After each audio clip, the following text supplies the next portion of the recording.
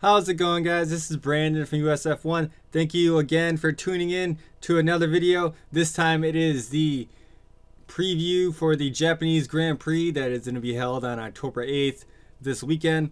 Lights out here, at least here in the States, will be at 1 a.m. Eastern Standard Time, so midnight for me on Sunday or Saturday, depending on how you really look at it. Lights out are at 2 p.m. local time in Japan. Obviously, it's in Suzuka International Circuit in Japan.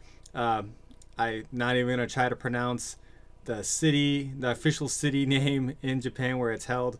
But yeah, like I said, lights out's at 1 a.m. Eastern Standard Time. The average temperature, it's saying it's supposed to be about 75 degrees Fahrenheit with the low of 64 degrees Fahrenheit.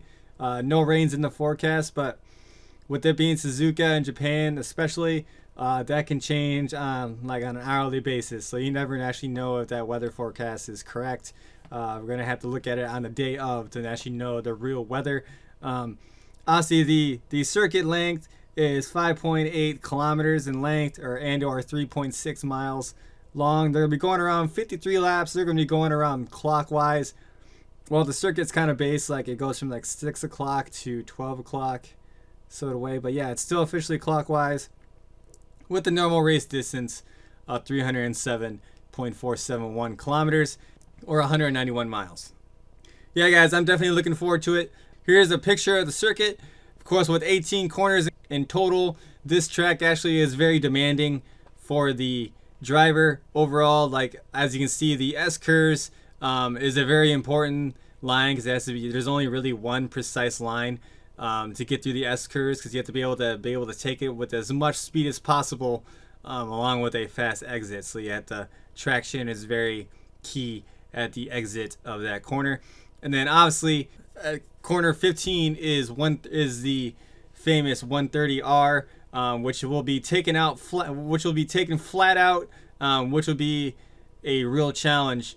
A full fuel load in the race's early stages, obviously with increased mechanical grip and drag and all that stuff. I think they'll be able to take it just fine. Obviously with the Dunlap curves and both Degner curves are going to be very higher speed. Well, Degner curve is obviously lower speed than the Dunlap curve, but obviously the Spoon curve is one of my favorite corners in Formula One in general. Along with that hairpin, it is quite slow. I do like the slow corners for some reason. That is Suzuka Circuit in Japan. What do you guys think? Are you guys looking forward to the Japanese Grand Prix as much as I am? I am very looking forward to it. As you guys already know, Lewis Hamilton has a 34-point lead over Sebastian Vettel in the World Drivers' Championship. If Sebastian Vettel wins every single race from this point on, and even Lewis comes second, Vettel will win by 1 point at the end of the day. So this is a very critical moment for Vettel and Ferrari in general to put up a race win to even have a shot at winning these drivers' title. And then obviously Hamilton's teammate Valtteri Bottas sits third, a further 25 points behind Lewis Hamilton. So, and then when it comes to the Constructors' Championship, Mercedes hold a lead of 118 points over Ferrari, with Red Bull a further 115 points behind in third place. Who do you guys think is going to win the Grand Prix? Unfortunately, even though I am rooting for Vettel to win, I think it would be Lewis Hamilton taking the race win.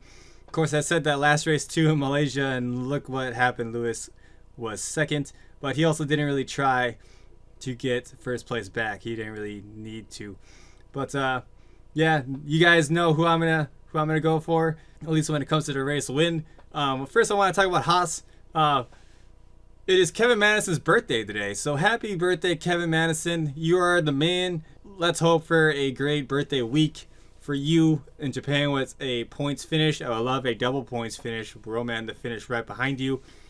With just weeks away, with just only this Grand Prix, just before the United States Grand Prix, we're going to have to use Japan as a testing ground. Hopefully Haas improves, makes some advancements on their aero package and definitely their chassis to be able to take 130R flat out, and obviously this track in general is very high speed, and it's a very good challenge before Coda. There's a lot of similarities between these two circuits, so Haas need to improve their car to have a decent showing for the U.S. Grand Prix.